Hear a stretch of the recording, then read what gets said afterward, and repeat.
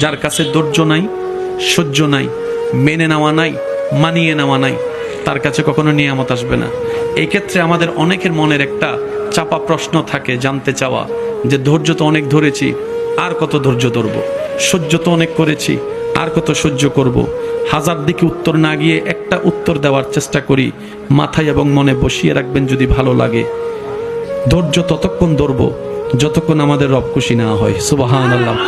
যতক্ষণ রব খুশি না হবে ততক্ষণ ধৈর্য, ততদিন ধৈর্য, তত মাস ধৈর্য, তত বছর ধৈর্য। কারণ আল্লাহ তাআলা জানেন কখন নিয়ামত দিলে আমাদের জন্য ভালো হবে, এটা আল্লাহই ভালো জানে।